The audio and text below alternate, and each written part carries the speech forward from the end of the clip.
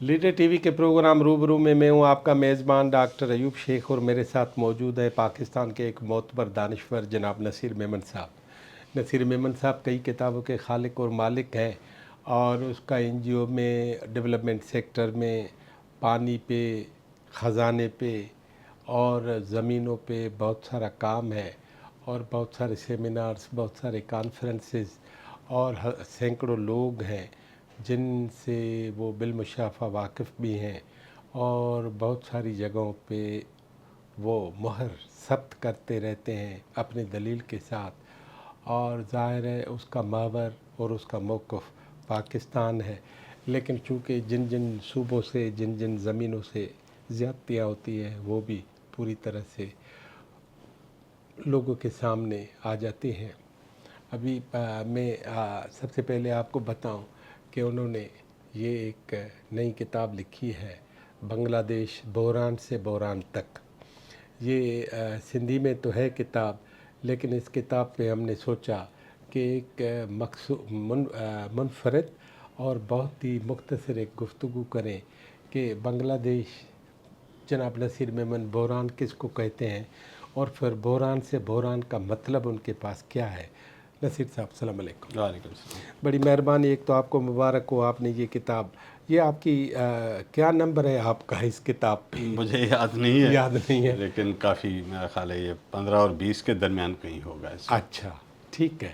تو یہ بنگلہ دیش کے بارے میں آپ نے یہ جو تحریر کیا ہے، اور آپ کیا سمجھتے ہیں کہ بنگلہ دیش کا یہ بحران پہلے تھا اور اب ایک نئے بحران کی طرف جا رہا ہے، یا جو بحران ہے وہ اس جو حال ہی میں وہاں ریسنٹ چینجز آئیں حسینہ واجد کے نکالی سے، تو وہ ختم ہو گیا؟ کیا صورتحال آپ سمجھ رہے ہیں؟ ڈاکٹر صاحب، بنگلہ دیش، جب میں یہ کتاب لکھ رہا تھا، یہ کتاب لگ بھگ 1.5-2 سال پہلے مکمل ہوئی ہے۔ اس کا آخری چیپٹر، ابھی حسینہ واجد کی حکومت ختم ہو چکی تھی اور نئے الیکشنز نہیں ہوئے تھے، تو یہ لاسٹ چیپٹر اس وقت کا لکھا ہوا ہے۔ پبلش اب ہوا ہے، لیکن میں جسٹ آپ کو بتا رہا ہوں کہ اس وقت جب حسینہ واجد کا ایگزٹ ہو چکا تھا اور ایک نگراں حکومت موجود تھی، اور یہ سمجھ نہیں آ رہی تھی کہ آگے بنگلہ دیش کس طرف جائے گا، کیا ہو رہا ہے، بڑی انسرٹینٹی تھی۔ ایکچولی ابھی بھی ہے، لیکن ذرا لیول کم ہوا ہے کیونکہ الیکشنز ہو گئے۔ بنگلہ دیش ہمارے لیے ایک ہسٹری کا لرننگ چیپٹر ہے۔ اس کو میں کسی ریئیکشنری سینس میں نہیں دیکھتا۔ بنگلہ دیش، اگر آپ پوری مومنٹ جہاں سے بنگلہ دیش چلا ہے، ایسٹ پاکستان سے، پاکستان کا حصہ بننے سے لے کے، انفیکٹ پاکستان بننے سے پہلے سے جو وہاں پہ بنگلہ دیش انگریز کے دور میں بانٹا گیا، دوبارہ اس کو جوڑا گیا، بہت ہی ایک ایڈوانس قوم ہے اس خطے کی، اور انہوں نے کئی حوالوں سے اس کو ثابت بھی کیا ہے۔ پولیٹیکل کانشیسنیس بہت ہی ہائی لیول کی ہے۔ پھر ایک مڈل کلاس ڈریون لیڈرشپ شروع سے وہاں پہ رہی ہے، جو پروگریسو رہی ہے۔ وہاں پہ مذہبی تنظیمیں بھی بہت مضبوط رہی ہیں، یہ بھی ایک اس کا ڈائمنشن ہے۔ اسٹوڈنٹ موومنٹس شروع سے بڑی اسٹرانگ رہی ہیں۔ ہمارے حصہ ہوتے ہوئے بھی ایک بڑے بحران کے حالت میں رہے، ہم سے الگ ہوئے، اور پھر ایک بحرانوں کی نئی تاریخ شروع ہو گئی ان کی، جو کہ ابھی تک جاری ہے۔ میں اس کا ایک مختصر اوور ویو آپ کو دے دیتا ہوں ناظرین کے لیے۔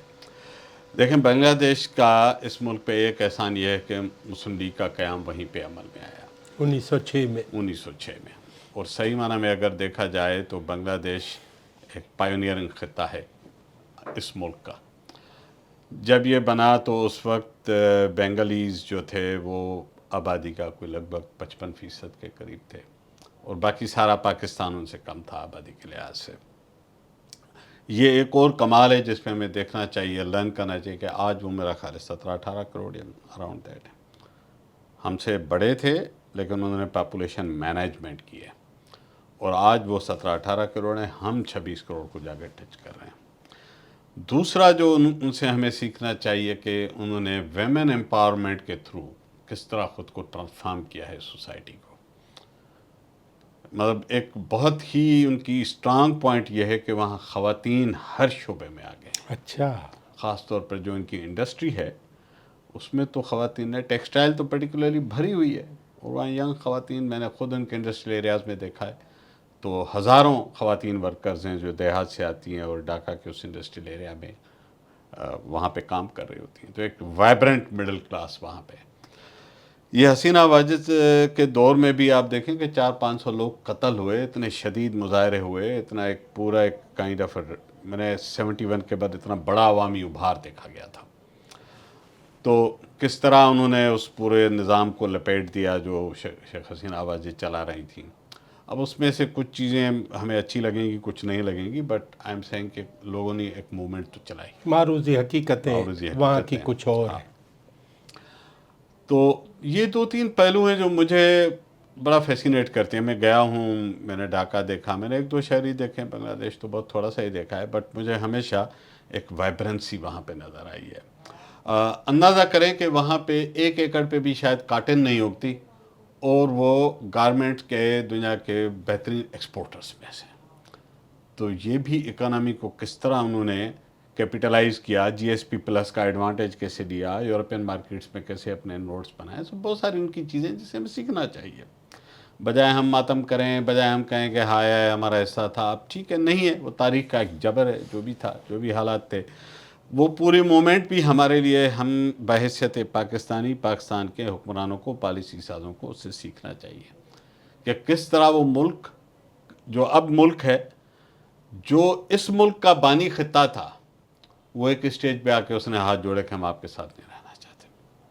تو یہ اس کو بجائے کنڈیمنیشن کے موڈ میں جانے کے ہمیں سیکھنا چاہیے کہ کہاں پہ وہ بلنڈرز ہوئے تھے, کس نے کیے تھے, ہوا کیا تھا.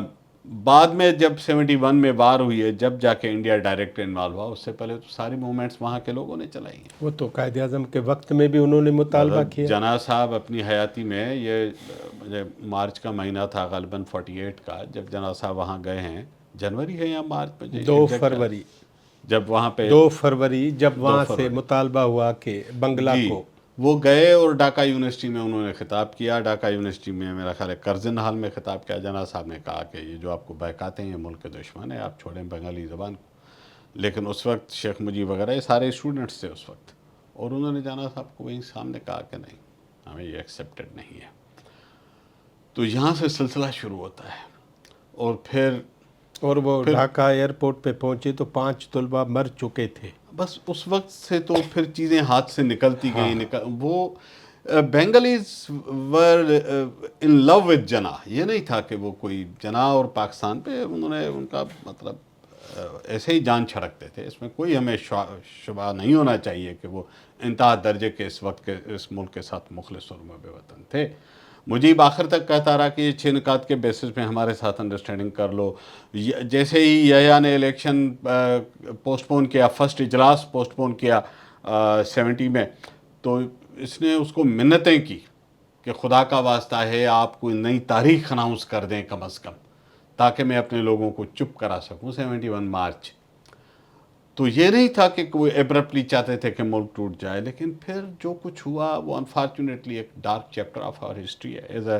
اگر ہم کوئی ایک باشعور قوم ہے تو پھر ہم اس سے سیکھیں. نصیر صاحب, آزاد ہو گئے ہم سے, شیخ مجیب الرحمن آ گیا. اب شیخ مجیب قتل ہوتا ہے. قتل کے بعد پھر کئی برس فوجی حکومتیں ہیں وہاں, یا فوج کی طفیلی حکومتیں ہیں, ٹھیک ہے, جس میں جماعت اسلامی کا بھی رول ہے, دوسری مذہبی پارٹیوں کا بھی رول ہے. پھر آپ شیخ مجیب کا جو دور ہے اس کو کس طرح آپ نے دیکھا ہے, یا انالیسز آج کر سکتے ہیں کہ یہ جو بحران ابھی پیدا ہوا ہے اس کی بنیادیں شیخ مجیب کے دور سے شروع ہوئی ہیں, یا اس کے بعد جب چیزیں نکل گئی ہیں شیخ صاحب کے بعد؟ شیخ صاحب کی زندگی میں بحران شروع ہو چکا تھا. میں نے اس پہ پورا چیپٹر لکھا ہے. شیخ صاحب بڑے ورلڈ کلاس لیول پہ مانے جانے ہیرو ہیں. اپنا ملک اس کو بہت ہی احترام کی آنکھ سے دیکھتا ہے, لیکن ٹھیک ہے, ہسٹری میں بڑے لوگ بڑی غلطیاں بھی کرتے ہیں. ایکچولی میں نے اس میں پوری ڈیٹیل لکھی ہیں. شیخ مجیب جیسے ہی ملک کے حکمران بنے, انہوں نے ایک ملک آزاد کروایا, لیکن اس کے بعد وہ ایک انتہا درجے کے ڈکٹیٹر بھی بن گئے تھے. یہ بھی ایک ہسٹری کا پارٹ ہے. انہوں نے ایک قانون سازی کروائی جس کے میں نے پورے اس میں ڈیٹیلز دیے ہیں, جس کی روح سے وہ تا حیات سربراہ بننے تھے. بن چکے تھے، مطلب وہ اڈاپٹ ہو چکا تھا بل جو تھا قانون. پھر وہ تاحیات عوامی لیگ کے بھی صدر تھے، رہنما تھے، اور ون پارٹی رول اس نے انٹروڈیوس کروایا کہ کوئی بھی دوسری پارٹی بحیثیت پارٹی الیکشن نہیں لڑ سکتی. اگر لڑے گی یا آزاد امیدوار کے طور پہ کوئی الیکشن کنٹیسٹ کرے گا تو جیتنے کے بعد اتنے دنوں کے اندر اگر اس نے وہ سرکاری جو بھی پارٹی اس کا نام تھا، وہ عوامی لیگ کے تھوڑا سا ڈفرینٹ نام تھا، اگر اس نے جوائن نہیں کیا تو وہ ڈسکوالیفائی ہو جائے گا.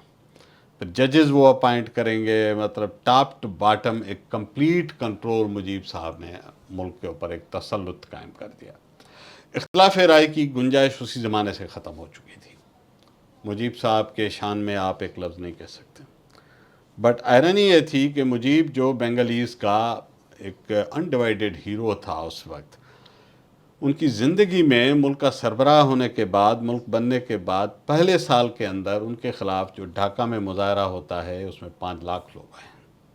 تو ایک سال کے اندر اتنا کچھ ہو چکا تھا. جو طرز حکمرانی انہوں نے انٹروڈیوس کیا وہ بھی اس زمانے میں غیر معمولی کرپشن اس زمانے سے شروع ہو گئی تھی. کہتے ہیں کہ مکتی باہنی میں کوئی 3 لاکھ کے قریب لوگ تھے، لیکن ایک خاص قسم کی لائسنس پریویلیج رضاکاروں کو، جو رضاکار تو نہیں، اس کو جو کہتے تھے مکتی باہنی کے لوگوں کو رضاکار کہتے تھے، مجھے لفظ یاد نہیں آ رہا، چونکہ ایک طرف جماعت اسلامی والوں کا ٹرم تھا، ایک طرف یہ تھا. تو وہ کوئی 11 لاکھ لوگوں میں وہ بانٹے گئے پروانے، جن کے بیسس پہ بہت ساری پریولیجز تھیں مفت میں. بس پھر اس کے وہ آپ دکھانے کے بعد جو غنڈہ گردی کریں، جس زمین پہ قبضہ کریں، نوکری آپ کی، زمین آپ کی، وہ دن دناتے پھرتے تھے. تو وہ دوست اور دوستوں کے دوستوں تک بڑھتے گئے. شیخ صاحب کا اپنا ایک بیٹا کمال جو تھا، وہ اس زمانے میں جس طرح سے، کمال یا جمال دونوں میں سے ایک، جو آرمی میں، مجھے بہت چیزیں یاد نہیں، اس میں ساری چیزیں میں نے لکھی ہیں، کس طرح آرمی میں اس کی انڈکشن ہوئی، کس طرح سے وہ سینڈ ہرٹس میں آؤٹ آف دا وے جا کے اس کے پیسے فیس دے کے اس کی ایڈمیشن کروائی گئی. تو بہت سارے جو وائلیشنز تھیں، جو نارمس تھے، جو ڈیموکریٹک ویلیوز تھے، وہ مجیب صاحب نے اپنے دور میں ہی خراب کر دیے تھے. اس کا مطلب یہ ہے کہ آپ ایک سسٹم کے خلاف ناراض ہیں اور آپ الیکشن میں حصہ لیتے ہیں، لوگ آپ کو لینڈ سلائیڈ وکٹری دیتے ہیں 1971 میں، پھر آپ حکومت میں آ جاتے ہیں، درمیان میں انڈیا کی حوالے سے ایک جنگ چھڑ جاتی ہے اور ملک 2 حصے ہو جاتا ہے. اب یہ ہو گیا ہمارا بنگلہ دیش کا سربراہ، اور بنگلہ دیش کے اس سربراہ نے آہستہ آہستہ غلطیاں کی، تو وہ غلطیاں اس کی پارٹی کو نظر تو آتی ہوں گی نا. پارٹی کا کیا رول ہے غلطیوں کے حوالے سے؟ ہوتا یہ کہ جب اس طرح کے آپ پروسیس سے ایک غیر معمولی دیومالائی کردار بن کے جب نکلتے ہیں، میں باہر آتا جاتا رہا ہوں مختلف انٹرنیشنل کانفرنس وغیرہ میں، وہاں مجھے وہ لوگ جو پرانے عوامی لیگ کے اس زمانے کے، اب تو تھوڑے ہی رہ گئے ہوں گے، لیکن کچھ لوگ مجھے ملتے تھے جو بہت ہی سینئر تھے. اور مجھے یاد ہے کہ ایک صاحب مجھے تھائی لینڈ میں ملے کسی کانفرنس کے دوران، تو وہ بڑے خفا تھے کہ شیخ حسینہ واجد جس طرح رول کر رہی ہے یہ تو تباہ کر رہی ہے، دے ور اگینسٹ ہر. اور پھر میں نے اس سے پوچھا کہ شیخ مجیب نے بھی تو بہت ساری چیزیں غلط کی تھی، وہ بھی تو. اس نے کہا کہ یہ بات صحیح ہے، کہ اس نے کہا کہ ہم شیخ مجیب کی بھی چیزوں سے بڑا اختلاف رکھتے تھے، لیکن اس سیٹ کہ وہ اتنا مطلب ٹاورنگ پرسنالٹی ہو چکے تھے، لارجر دین لائف میں تھا، کہ کوئی ہمت نہیں کرتا تھا کہ کہہ سکے. کچھ لوگوں نے جب ڈس ایگری کیا تو دے ور ککڈ آؤٹ. لوگ تھے جو اس وقت بھی کہہ رہے تھے، یہ جو 5 لاکھ کا مظاہرہ ہوا تھا تو لوگ تھے نا. تو لیکن اس نے کہا کہ وہ اتنا بڑا ہیرو بن چکا تھا کہ وہ جو کچھ کرتا تھا لوگ کہتے تھے کہ یہ دیکھیں عقیدہ پرستی کا ایلیمنٹ آتا ہے اس ریجن کے اندر، پالیٹکس ایسے ہی چلے. ہمارے پاس بھی بہت سارے لیڈر، مثال طور جناح صاحب نے تمام اہم عہدے پاکستان بننے کے بعد اپنے پاس رکھے تھے. اور جناح صاحب فاؤنڈر بھی تھے، گورنر جنرل بنے، وہ لیجسلیٹو اسمبلی کے بھی صدر تھے، وہ کانسٹیٹیوئنٹ اسمبلی کے بھی صدر تھے، وہ مسلم لیگ کے بھی صدر تھے. تو بہت سارے عہدے. وہ اس وقت ایک کیفیت ہوتی ہے جس میں ایک ہیروئزم ڈومینیٹ کرتا ہے. لوگ بھی یہ ساؤتھ ایشیا میں یہ ہمارے پاس جنرلی اس ریجن میں یہ ہے، اور یہی چیز آپ کو سری لنکا میں بھی ملے گی، یہی چیز آپ کو کسی حد تک انڈیا میں بھی اس کا ایلیمنٹ ملے گا، اور ہمارے پاس تو اور بھی بہت سارے لوگوں نے یہ کی. تو یہ جب آپ ایک بہت بڑی غیر معمولی شخصیت بن جائیں تو آپ کو لگتا ہے کہ میں جو کچھ سوچ رہا ہوں یا سوچ رہی ہوں وہ ٹھیک ہے، اس میں کوئی غلطی اب نہیں ہو سکتی شیخ ہے. مجیب الرحمان کے قتل کے بعد حسینہ واجد 1.5 دہائی کے بعد پھر اقتدار میں آئی، لوگوں نے اسے منتخب کیا، لیکن اس کے اقتدار میں بہت ساری باتیں یا جو جس طرح کا ریئیکشن ہے، وہ ریئیکشن آتے ساتھ پہلے لوگوں نے یہ کہنا شروع کیا یہ عرب اسپرنگ کی طرح ہے. پھر لوگوں نے کہا کہ یہ اس کا اپنا کیا کرتا ہے. پھر کسی نے کہا کہ یہ چائنا نے کروایا ہے انڈیا کے حوالے سے، کیونکہ شیخ حسینہ کا ٹلٹ انڈیا کی طرف تھا. اب اس صورتحال میں کیا آپ سمجھتے ہیں کہ ورلڈ پاورز نے بنگلہ دیش کو، انڈیا اور بنگلہ دیش دونوں کو الگ الگ حصوں میں کر دیا ہے کہ ایک دوسرے کی مدد نہ کر سکیں؟ ایسا ہے کہ اگر آپ ٹائم سیریز میں ایونٹس دیکھیں تو ذہن میں رکھیے گا کہ مجیب کے مرڈر کے بعد وہاں 2 مارشل لا بھی لگے. ایک تو ضیاء الرحمان نے لگایا اور اس کے بعد جنرل ارشاد نے لگایا. تو ان کے پاس بھی مورالیس ہمارے والی ٹریجیکٹری چلتی رہی. پاکستان میں بھی پیدر پہ مارشل لا لگے، وہاں بھی مارشل لا لگے. انڈیا ان کے ساتھ شروع سے مہربان تھا، ظاہر ہے، مطلب انہوں نے 71 میں اوپنلی انڈیا نے ان کی ہیلپ کی. وہاں پہ جلاوطن حکومت بھی تھی ہماری مخالفت میں. ہماری مخالفت میں. تو لامحال آج جب بنگلہ دیش بنا ہے، میں آپ کو بتاؤں کہ جب یہ لیکن انڈیا شروع سے ڈومینیٹ، تو ظاہر ہے وہ جو اتنی اس طرح کی مدد کرتے ہیں وہ اپنے ٹرمپس بھی ڈکٹیٹ کرتے ہیں، کوئی اخلاقی اصولی نصیر صاحب، مدد کے ویسے لیے. جاگرافیکلی انڈیا بالکل ان کے ساتھ بھی ہے، بارڈر ہے، بارڈر اس ہے. طرف کلکتہ ادھر ہے ہمارے تو وہ ادھر درمیان ہے. تو سمندر ہے. ہمارے درمیان میں تو انڈیا بھی آ جاتا تھا، ہاں. تو ہم تو جغرافیکلی ذرا ان نیچرل سا پلیسمنٹ سی تھی. لیکن آپ ذہن میں رکھیں کہ جب جلاوطن حکومت جو وہاں پہ بنی، جس کو مجیب نگر کا نام دیا گیا، تو جو کرنل عثمانی جو مکتی بائنی کو لیڈ کر رہے تھے اور وہ پاکستان آرمی میں بھی رہے، تو کہتے ہیں کہ ایک اسٹیج میں نے لٹریچر بہت پڑھا ہے، اس میں نے بہت ساری کتابیں پڑھی ہیں. تو ایک اسٹیج پہ بہت ساری جب ڈکٹیٹ سے وہاں انڈین ان کو کر رہے تھے تو وہ بھپر گیا تھا ایک اسٹیج پہ. اس نے کہا کہ مطلب آپ ہر چیز اپنی ہم سے کیوں کروانا چاہتے ہیں، ہماری پاکستان سے لڑائی ہے اور آپ مدد کریں تھا، مطلب یہ تھوڑی کہ ہم آپ کی ہر بات مانیں. وہ ایک سولجر بھی تو تھا نا. تو وہیں سے انڈین کنٹرول وہیں سے ان کے اوپر آ چکا تھا. اور لامحالہ جب ایک آرمی آپ کے لیے آ کے لڑے گی تو آپ کے لیے تو نہیں لڑے گی نا، اپنے ویسٹڈ انٹرسٹ بھی اپنے رکھیں گی، انٹرسٹ ہے. ان کے بھی انٹرسٹ ہیں. تو یہ کنٹینیوسلی پھر ایک رہا ہے سوئنگ یہ رہا ہے کہ وہاں پہ عوامی لیگ ہے اور بنگلہ دیش نیشنل پارٹی ہے، B N P led by Zia Khaleda Zia Rahman. مرحومہ، اور اس سے پہلے اپنا ضیاء الرحمان صاحب ان جن کے کا شوہر. شوہر. ان کا تو شروع سے ایک ڈیوائیڈ وہاں پہ یہ تھی کہ ضیاء الرحمان ان کا حامیوں کا کہنا تھا کہ چٹاگانگ ریڈیو سے آزادی کا اعلان تو ضیاء الرحمان نے کیا تھا، مجیب تو اس وقت غائب تھا، منظرنامے سے اریسٹ ہو چکا تھا. تو انہوں نے کہا کہ نہیں، فائٹنگ تو ساری ضیاء الرحمان اور وہ کرتے رہے اور وہ لیڈ وہ کرتے رہے، تو مجیب تو جیل میں تھا یا جہاں بھی تھا. تو وہ وہاں پہ ایک اسکول آف تھاٹ ہے جو کہتا ہے کہ نہیں، عوامی لیگ کس چیز کا کریڈٹ لیتی ہے. تو یہ ایک ڈیوائڈ رہی ہے.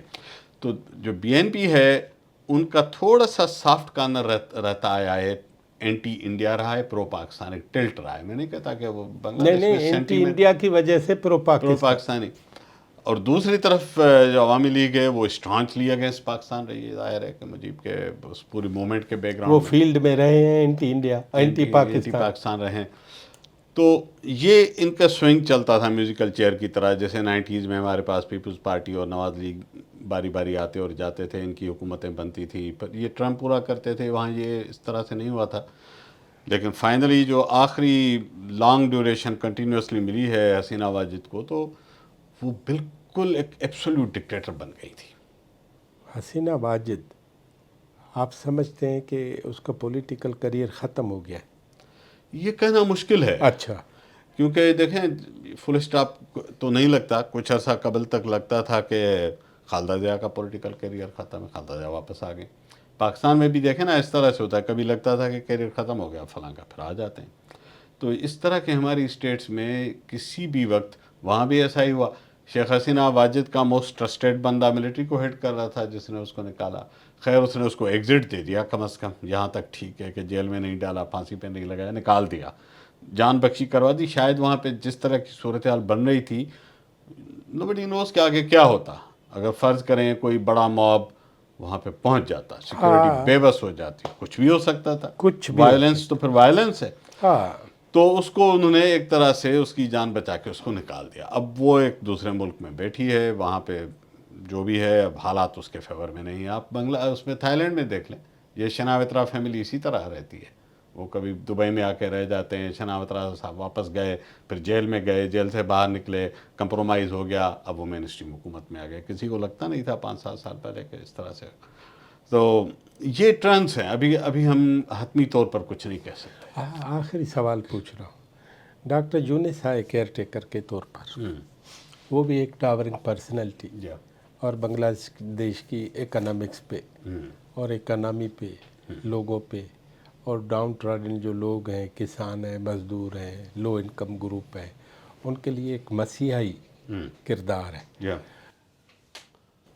ڈاکٹر یونس نے لوز کیا یا گین کیا؟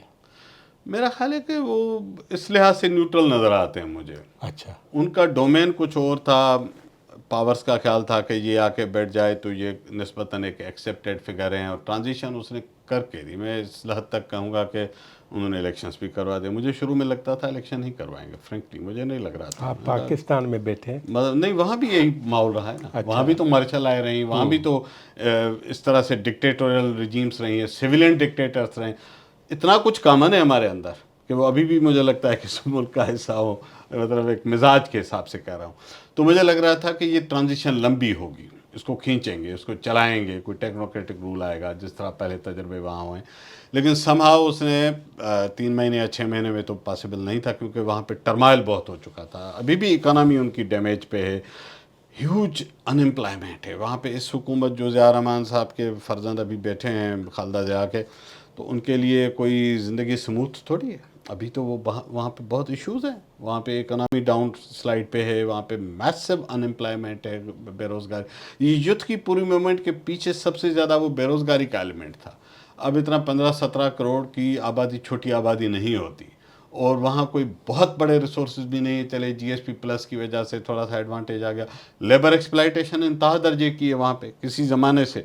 سیفٹی کنڈیشنز یہ ہیں کہ وہاں پوری جب فیکٹریاں جلنی 200 300 لوگ، آپ کو یاد ہے ڈھاکہ میں کتنا بڑا سانحہ ہو گیا تھا. بہت ساری چیزیں. ابھی وہ 50 سال ان کو بھی پیدا ہوتے ہوئے ہو گئے، لیکن وہاں بھی ہیوج ڈیپریویشن ہے. اسٹیٹ ابھی اتنی اسٹرانگ نہیں ہے کہ مطلب لوگوں کو کوئی میریکلسلی غربت سے نکال سکے، کوئی شاندار ڈیموکریٹک ایرا آ سکے. وہ ٹریجیکٹری مجھے کوئی ایسی شاندار ابھی نظر نہیں آ رہی. ابھی ایک اور ٹرانزیشن میں چلا گیا، جس میں کہا بحران سے بحران تک. ابھی بھی انسرٹینٹی کے فیز میں غیر یقینی صورتحال ہے. اب دیکھتے ہیں یہ آگے حکومت پہلے تو اس گرداب سے نکالے جہاں سے پچھلی حکومت گئی ہے، ایک بحران سے اسٹیبلٹی میں آئے، تو پھر دیکھتے ہیں کہ کیا وہ گروتھ کی طرف جاتے ہیں. اس وقت ان کا کیا فیز چل رہا ہوگا کہ اسٹیبل ہو جائیں، تھم جائیں، کہیں رک جائیں، بریک لگے، بیک لاگ کم کریں. ہاں وہ کام کریں، تھوڑی سی اکانومی میں جان آئے، کوئی سانس لینے کے قابل ہوں، کوئی قرضے شرضے پکڑیں. تو اس وقت جو فیز ہے وہ ٹرانزیٹری فیز ہے. یہاں سے آگے وہ کس طرف جاتے ہیں، that is a question mark. کیا وہ اکنامک گروتھ کی طرف جاتے ہیں؟ جا بھی سکتے ہیں، ان کا پوٹینشیل بڑا ہے. ویسے ان کی لیبر کلاس ہے ہر جگہ، یو اے ای میں بیٹھی ہے، ایوری ویئر. ایجوکیشن وائز بڑے اچھے ہیں ان کے، کافی اسکل وائز ہم سے کئی معاملے میں ان کو ایج بھی حاصل ہے. ایک وائبرنٹ یوتھ وہاں پہ موجود ہے، پولیٹیکلی بڑے اسٹرانگ لوگ ہیں. تو اب اس ٹرانزیشن کے بعد بنگلہ دیش کس ڈائریکشن میں جائے گا، that is yet to be seen. Naseer Sahab, ہم پھر اسی پہ بحران اور اس کی یہ گتھیاں سلجھانے کے لیے آپ کے ساتھ بیٹھیں گے. آپ کی بڑی مہربانی. شکریہ. یہ تھے جناب نصیر میمن صاحب، اور ان کی کتاب پہ چونکہ نصیر صاحب بہت سارے لوگوں سے، جیسے انہوں نے بتایا بھی کہ تھائی لینڈ میں مختلف لوگوں سے اور عوامی لیگ کے پرانے ورکروں سے ملاقات یا جو کچھ بنگلہ دیش میں ہوتا ہے، اس کا مطلب ہے زندگی کی طرح پالیٹکس اور ممالک کی ترقی وہ سیدھی لکیر میں نہیں جاتی، بہت سارے جھکولے، بہت سارے لیفٹ رائٹ زگ زیگ ہوتے ہیں، ان سین چیزیں ہوتی ہیں. ہم دور بیٹھے ہیں، بنگالی کس طرح کرتے ہیں یہ سب کچھ. لیکن بنگلہ دیش کی تعلیم، بنگلہ دیش میں لیبر فورس اور بنگلہ دیش کی انڈسٹری، بنگلہ دیش کی ایڈوانسمنٹ، نصیر صاحب کو ایک امید ہے کہ شاید وہ اس پورے بحران سے نکلنے کی ایک کوشش کریں گے، اور جس میں وہ کچھ قرضے وغیرہ لے کے اور دنیا میں پھر سے ایک نئے بنگلہ دیش کی صورت میں نظر آنے لگیں گے. ہم کسی اور وقت کسی اور مہمان کے ساتھ حاضر ہوں گے. بڑی مہربانی.